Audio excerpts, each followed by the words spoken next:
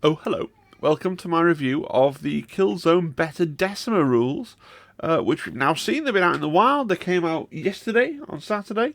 Today is Sunday, Christmas Eve, and this is time for my take now, my reaction to that information that's been out in the public domain for a day or so now. So just to be really clear, we're talking about rules. The rules that we're reviewing are from the Killzone. They relate to Killzone Beta Decima, but the rules are found in the Kill Team Salvation rulebook. Now, we will talk later on. Apparently, there are some more rules coming in a digital format for people who've just purchased Killzone Beta Decima. But what I'm talking about today are the rules presented in Kill Team Salvation, the book, as far as it relates to the Killzone Beta Decima terrain. Glad that's clear, right? So let's get straight into it. We're looking at Killzone Beta Decima. Killzone Beta Decima is a kill zone played on an area that uses hazardous terrain rules. The hazardous areas are on the game board and restrict movement and line of sight, so operatives must climb gantries and jump across them to get better positions on tightly contested vantage points. Killzone Beta Decima consists of the following terrain features, with their traits detailed over the following pages: 2 long gantries, 4 medium gantries, 2 short gantries, and 1 ferrotonic furnace. Nice diagram of the gantry here. Gantry floor, gantry pillars. Gantry floors are accessible, ledges, and vantage points. What's accessible in ledges? We'll find out in a second. Gantry pillars are heavy. Gantries come in 3 sizes, long, medium, and short, and where they're connected, i.e. their floors are touching, they're treated as one terrain feature, important for secure vantage, of course. Accessible. An operative can move vertically through the floor of this terrain feature as if it was not there. Imagine it dynamically swinging around ledges or moving through hatches in the floor. It must finish the move in a location it can be placed. So, you know, the terrain works how my brain always wants terrain to work. It's a little more abstract than standard kill team terrain where you technically have to be mindful about hatches and things on Octarius when you're climbing up it. This is just, you can just climb up through it, whatever, you just place it on top of it, off you go, and that works in great combination with ledges. The ledges rule says that you can begin a climb to this vantage point if any part of your base is within 1 inch horizontally and any distance vertically of the vantage point, i.e. it doesn't need to be within black of a climbable part like a pillar. So, as long as you can begin your move, within 1 inch of it, you can basically just, you pay your 2 circles to climb it, and then you just measure straight a circle, and then you essentially fly on top of it, right? You don't need to go to the little pillar and climb up the pillar and go back across the thing.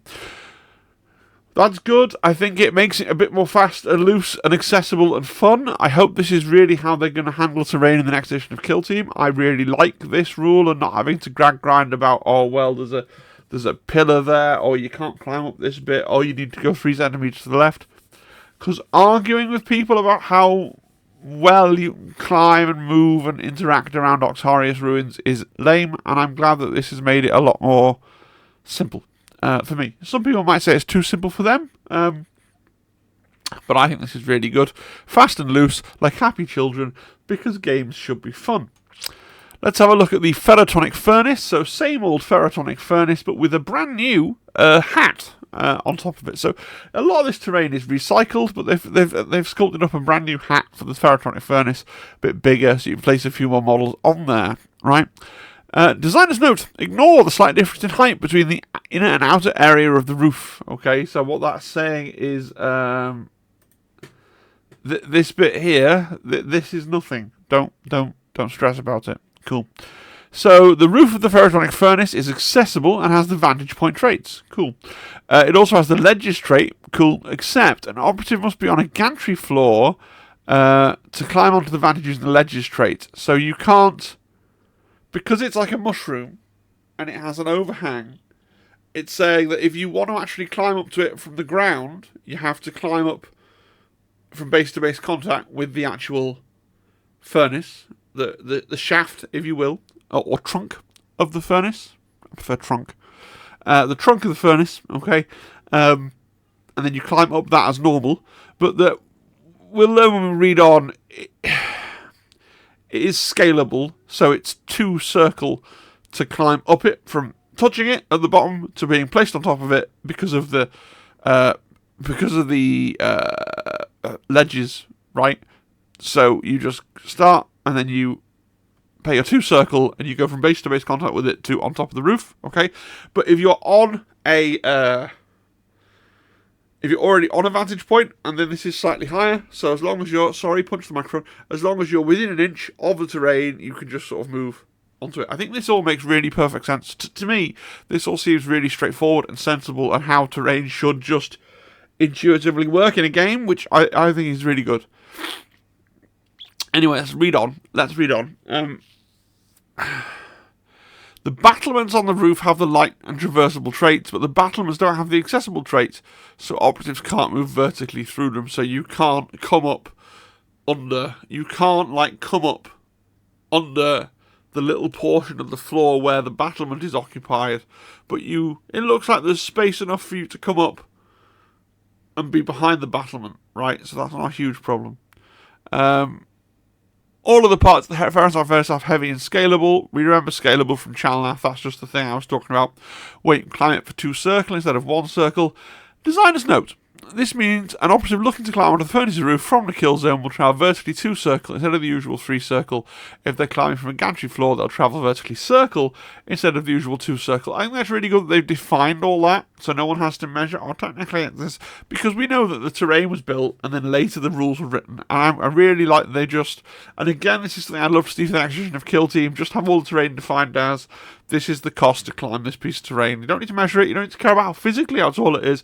This is just the cost to climb this piece of terrain. That's what we intend. Off we go. Good. Love it, really, really straightforward. Really looking forward to playing on this. I think it will be mechanically easy and let you focus on the actual sort of the strategy of the game rather than the minutiae of, oh, well, am I within an inch to do that because I'm not exactly this and exactly that. But then my movement wasn't super precise for the previous 4 turns of the game. So I like it. I'm liking this. I'm looking forward to it. Yeah, ease of play. Really good. Tell me I'm wrong in the comments. I'm sure some people like the misery that is measuring everything out really perfectly and caring about where the little hatches are in Octarius. And then we've got the Kill Team Salvation Terrain pieces. So this is what we would have called the narrative. We can't straightforwardly dismiss it as the narrative terrain set for what we'll see in a minute. It is used in the totally non-narrative missions that are the only missions at the moment, but then soon there'll be new... Anyway, more on that later. The Kill Team Salvation kind of modifier, it's certainly presented in the same way as the narrative terrain for Into the Dark was. You get these 5 little whatsits. They're not particularly exciting. The micro generatum is light and traversable. One moment. Sorry, horrible cold. The micro generatum is light and traversable, and all the other bits and pieces are heavy and traversable. And then all that text at the bottom, well, I'll read it. Some missions require operatives to control rig apparatus and features, and some will even specify certain types, e.g. the reciprocating engine. In such missions, these terrain features must be controlled or treated as objective markers, except that a friendly operative controls it while within 1 inch of it, and the total ABL characteristic of friendly operatives within 1 inch is of greater than that of the enemy operatives within 1 inch. If a rig apparatus terrain feature is on a vantage point, operatives must be on the same vantage point to control it. So as we're going to see in a minute or two, the missions that are presented in the book use the terrain that's only available in the book, but there'll be other missions forthcoming that I believe will not use this terrain, essentially. Good. Right. Hazardous areas. So this is basically the page of overall special rules for the kill zone. We've seen most of this before and gone through it because a lot of it was shown on Warcom. But let's just quickly go through it. So hazardous areas restrict movement as strong currents and toxic water prevent operatives from entering into the ocean, and lurking predators stop them from venturing too close. Hazardous areas also restrict line of sight as relentless waves, sea mist and industrial smog makes it harder for operatives to see targets over the ocean's surface. Restricted movement. No part of an operative's base can be touching a hazardous area. Operatives with the fly keyword can touch a hazardous area when moving. They can combine valid actions to do so, e.g. dash and normal move, but no part of their base can start or finish the move touching a hazardous area. restricted line of sight. When determining line of sight from an active operative on the kill zone floor to a target operative on the kill zone floor, the target operative is obscured if a cover line drawn to it crosses horizontally over two circle of hazardous area. When determining line of sight from an active operative on a vantage point to a target operative on the kill zone floor, or vice versa. Oh, they've used vice versa again. Americans don't understand vice versa. We've had this before. Or vice versa. The target operative is obscured if a cover line drawn to it comes into and out of the footprint of a gantry. However, ignore the footprint of gantries the active operative or the target operative are on. Note that when determining line of sight from an active operative on a vantage point to a target operative on a vantage point, the hazardous area's restricted line of sight has no effect. Okay, so you've got this area, you're obscured if you're shooting more than two circle across it. If you're on a vantage point, you shooting into another vantage point, you ignore it. And if you're on a vantage point shooting to a guy on the floor, I think you still ignore the hazardous area, right? You only care about other gantries at that point. Cool. Miscellaneous. In the game sequence, set up objective markers after setting up the kill zone on mission maps that use this kill zone objective markers on terrain features should be set up on the vantage points. And when setting up barricades, you can set them up on the vantage points. But when measuring to areas of the kill zone, including the centre, measure the distance horizontally. Okay, lots of food for thought there. Again, I have to say that I really like these rules. They seem really intuitive and simple to me, and will produce an easier version, an easier to understand version of the game. Now, obviously, certain teams out there have access to ignore obscuring. I think quite a lot of teams have now one operative that can ignore obscuring, whether that's an operative with a built-in method of ignoring obscuring, like the Strike Force Justy and Sniper, or whether that's a character that can buff other members of the team to ignore obscuring, like the newly redesigned Kazakin or Specs. I think having limited access to ignore obscuring is interesting and gives, like, you know how every team has like a comms and a medic and a this, and having a guy that meddles with obscuring, that's like an extra guy that's really going to be useful when playing in this kill zone. However, Phobos, I think it is only Phobos at the moment, where the whole team can be built in such a way to ignore obscuring. That might end up being a bit good. So we'll have to watch that one carefully. It's interesting that barricades can be on terrain. That's really good. It lets you create positions for those snipers who, if they can ignore obscuring, will just sit there. Mind you, if they're on a barricade, they don't care about ignoring obscuring, do they? Right? Obscuring is only really relevant if you're on the ground. That's slightly counterintuitive, isn't it? But yes, I think putting barricades on terrain is fine, coupled with the fact that for a lot of teams, their sniper might well want to be on the ground because he can access ignore obscuring and be protected that way. It's less of an overpowered thing.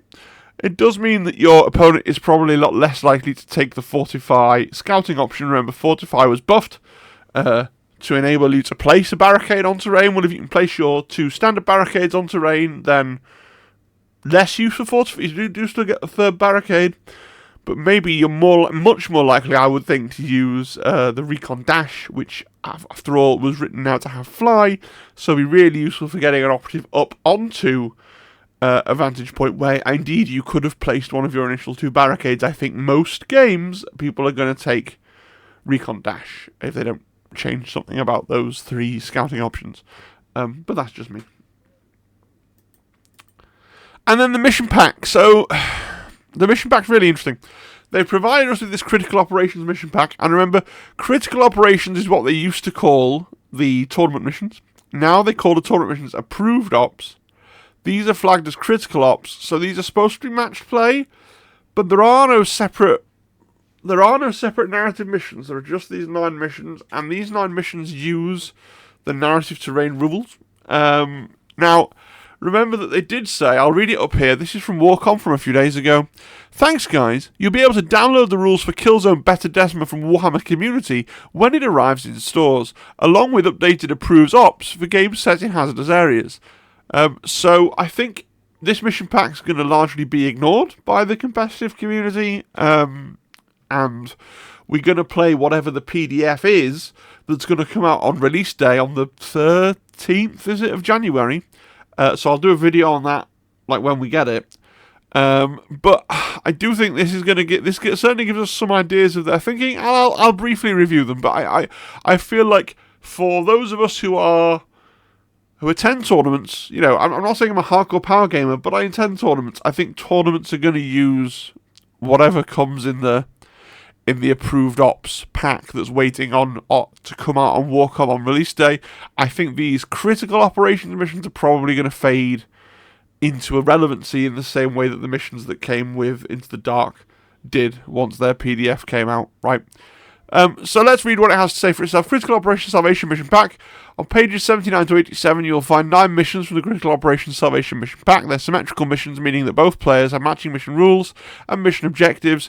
The scoring parameters of the mission vary across the mission pack, therefore having an expansive roster will allow you to select the right operatives for the mission at hand, and the mission has been designed so tactical play is rewarded. As such, they are suited to matched play, but can be used with any of the 3 ways to play. These missions use the Kill Zone, Beta, Decima, and Kill Zone Salvation supplement. The location of terrain features is specified. Use the mission map to help you determine the location of terrain features, assuming they align with the key points on the map, such as drop zones, hazardous areas, and the grid overlay. To randomly determine the Critical Operations Salvation mission, one player rolls a d3 to determine the table below, the other player rolls a d3 to determine the mission on the table. Okay. Leap of Faith. Operatives cross the gap between different gantries by jumping. Yellow lines on the mission map indicate the terrain features where the operatives can do this to get to and from. We're setting up the kill zone, ensure the related gantries are the right distance from one another, about white, so operatives can jump. So this isn't actually a new rule. It's just explaining a notation on the maps, right? So when you see a yellow line on the maps, that's the designer saying, we designed the map for you to be able to jump over the gap here. And where there's no line, it's them saying, the map's not designed for you to be able to jump over the gap here, right? Okay, good. So I'm not going to go through all of these individually like some kind of tactical animal, because I'm not, well, maybe we'll have a quick look. But just in overview, a couple of things, first of all, that I want to talk about. So there are 2 sides to the kill zone included in the board, and 2 of these. So if you look at this map up here, mission 2.2, extract and control, can you see that there's no purple in the middle there? Okay, and then this one down here, secure rig, you see there's no purple in the middle there.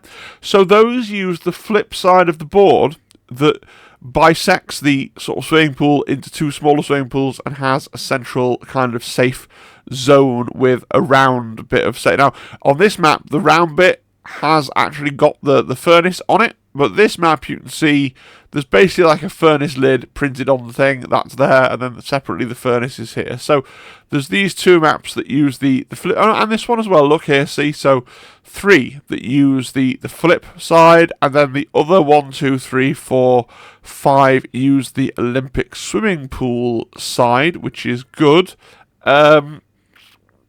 You can see that they all come with maps. I can't... When they come up with the competitive pack on release day, the PDF that's going to be available on Warcom, it has to also come with maps, right? They're not going to put this in the hands of the community like, oh yeah, makes it, because this is a flipping bizarro world terrain thing where you've got to really carefully consider your maps. Please, Games Workshop, give us competitive map packs, because we don't want to use these ones, because not everyone, apart from anything else, not everybody's going to buy Salvation, is going to have access to, you can see here, for example, the narrative terrain, right? But hopefully that the competitive missions also come with, I'm assuming that the competitive missions will be basically map packs, a map pack, right? And then, you know, you draw a card A, B, and C as usual, because in fact, I said I wasn't going to go through them, but look here, we can look here, and we can go through the power of knowing how PowerPoint works. You know, mission 1.1, loot the rig. It is loot, effectively, right? And then mission 1.2 is secure. and mission 1.3 is capture. So those three are already basically loot, secure, and capture. I'm assuming that in the fullness of time we will have loot, secure, and capture for all of the missions. Right? I assume that's how it's going to work, but they'll give us a set of maps, just like the Into the Dark official pack now is, right, for the approved ops, where you've got the maps, and then you put the A, B, and C missions. I imagine it's going to be exactly the same for this, where they'll give you 9 or more maps, right, that don't use the narrative terrain, and we're just waiting on those, and then you layer on A, B, and C cards. It does mean, hilariously, that if you bought the approved ops deck recently to get the nice card versions of the Into the Dark tournament PDF, you now have to go back to using a PDF because there's no cards for the layouts for the new mission. But what can you do? Would have been nice to chuck that in the box, but maybe because it's coming as a PDF, I'm assuming that bit wasn't finished in time. So what we have here effectively are the missions that are balanced, but they are for casual play, I think, and they do include the narrative terrain pieces. But I'm sure they're really good missions, and some people have been saying that they're really pleased to have some slightly stranger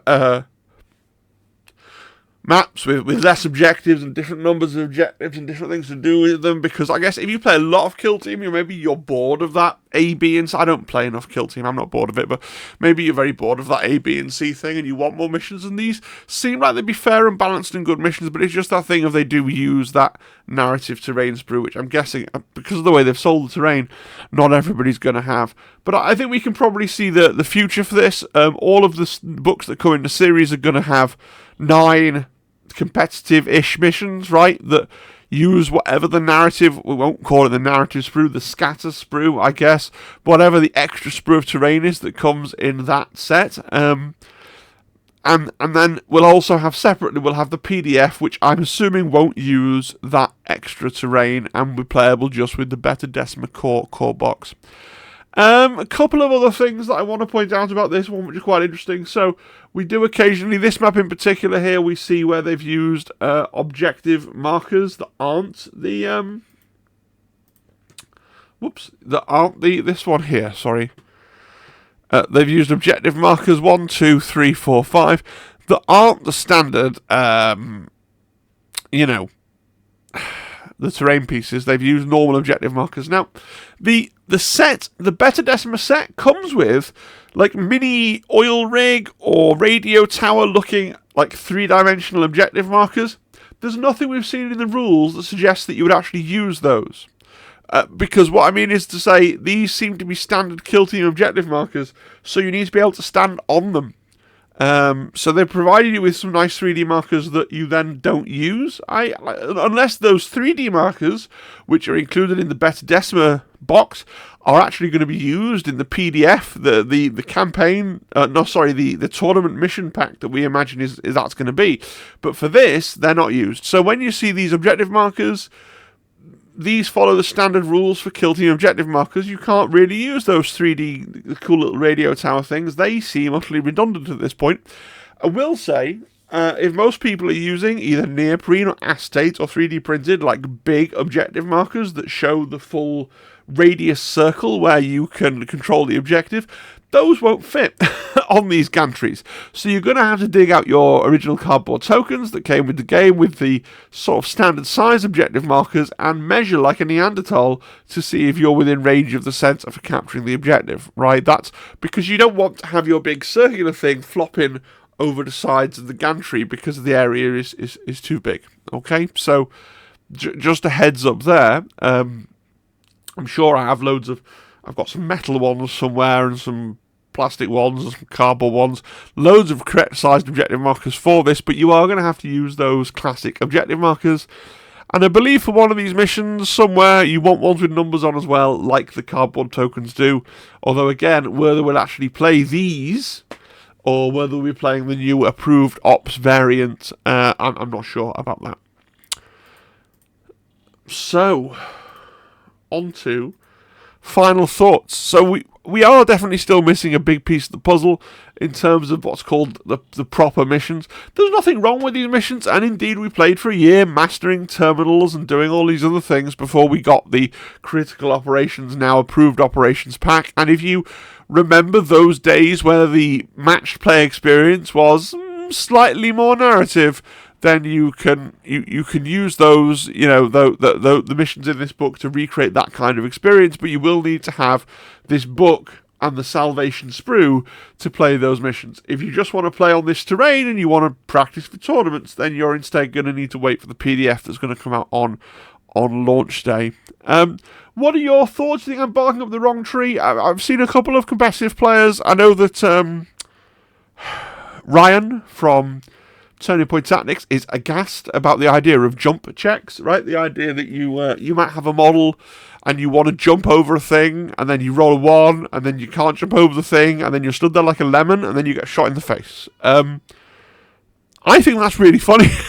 But I totally understand. There is this philosophical school of thought where if there's ever a rule which is like, oh, this happens unless you roll a 1, that rule, like, the designers never intended for you to roll a 1 when they were thinking about it, basically.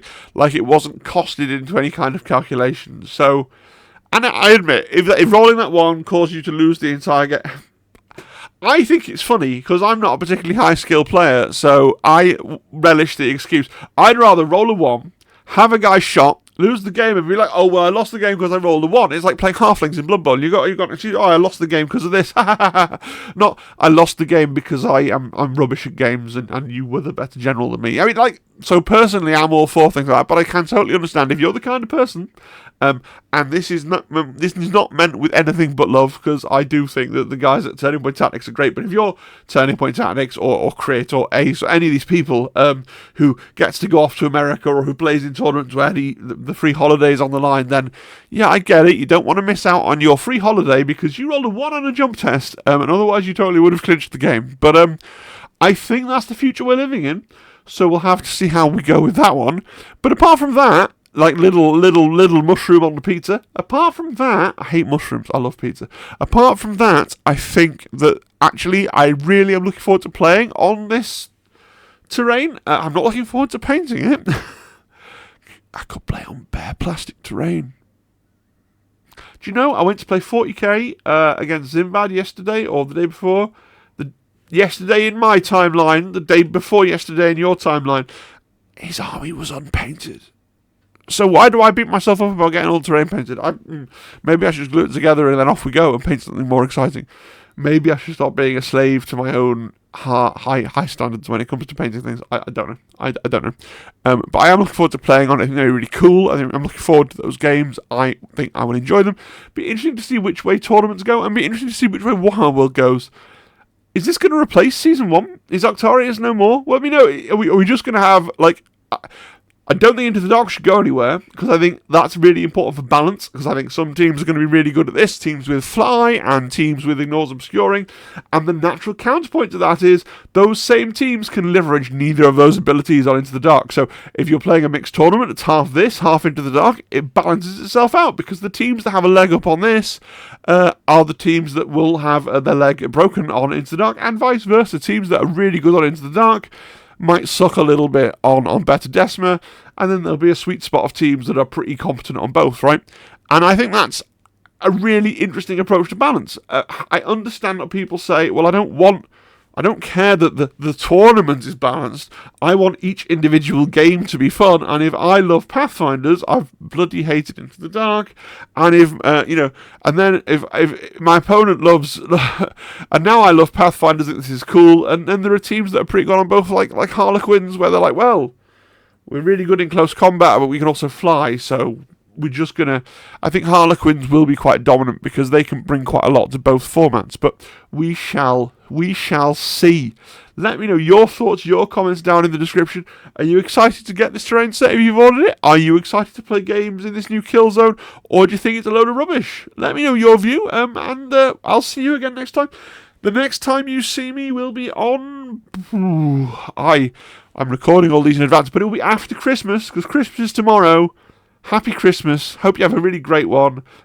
Eat far too much, and then sit in front of the TV in the afternoon and just do nothing productive for anyone. That's the that's Christmas, isn't it? Wonderful, wonderful.